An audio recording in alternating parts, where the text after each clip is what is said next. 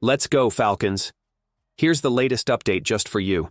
The Falcons are busy preparing their coaching staff and putting all the right pieces in place.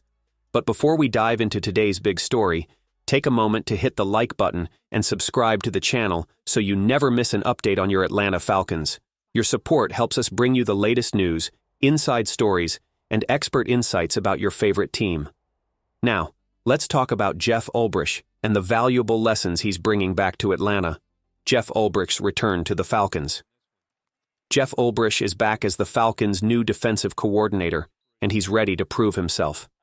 His time as the Jets' interim head coach came with challenges, but those experiences made him a better leader. In his first press conference, Ulbrich opened up about the mistakes he made and how they shaped his coaching philosophy. He shared two big lessons that changed his approach: the importance of honesty, the power of delegation.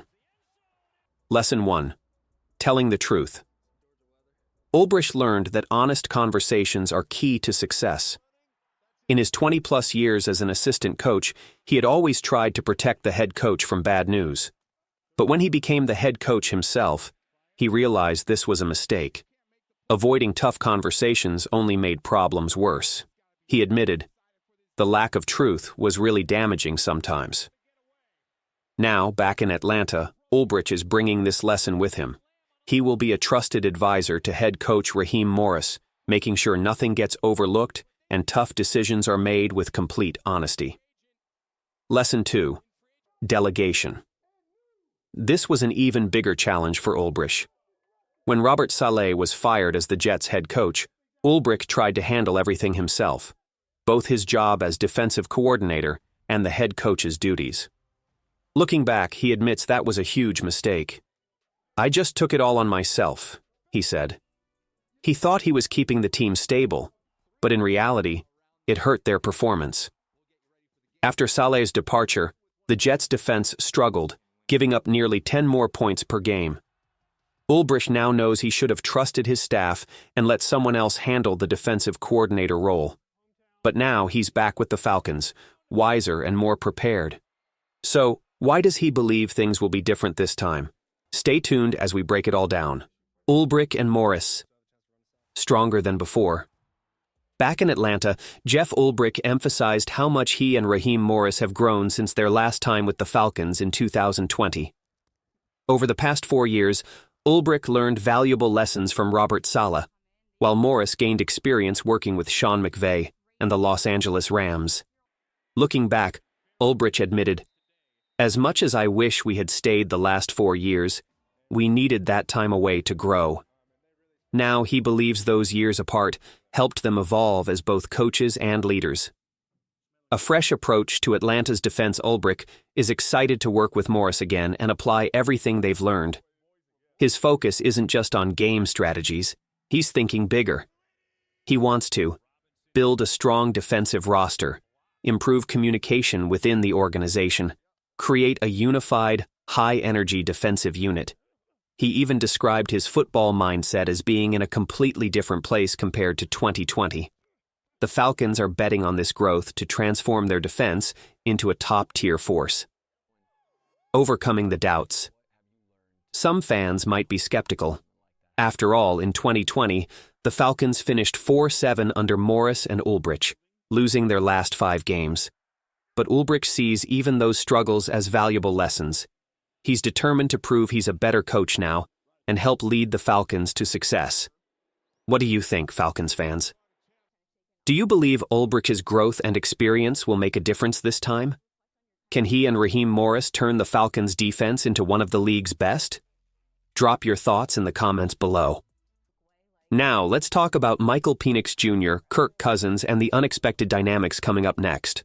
Michael Penix Jr. and Kirk Cousins, a quarterback story. Last season, Michael Penix Jr. had a moment he won't forget. After his final press conference, he shared what might have been his last face-to-face conversation with Kirk Cousins inside the Falcons facility. It was a bittersweet moment. Penix, a rookie with a bright future, spent his first 15 weeks in the NFL learning from Cousins, a 4-time Pro Bowler and seasoned veteran. Despite Cousins' struggles this season, Penix valued every lesson he learned from him. Kirk Cousins' tough season. Cousins signed a 4-year, $180 million contract, but things didn't go as planned. He finished the season with 3,580 passing yards, 18 touchdowns, and a league-high 16 interceptions. Despite leading the Falcons to a 6-3 start, things fell apart in the second half. He was eventually benched. Now, Cousins is expected to be cut or traded in March, possibly walking away with $90 to $100 million guaranteed, for just 14 games played. Penix's respect for Cousins. But here's the thing, none of this changed how Penix felt about his mentor. He had nothing but praise for Cousins, saying, "Obviously Kirk just finished his 13th year. He's awesome, man. He's been nothing but a great support, always helping me through this whole process from day one. So much appreciation for him." That's the mark of true professionalism and leadership. Even in a difficult season, Cousins remained a positive influence in the locker room.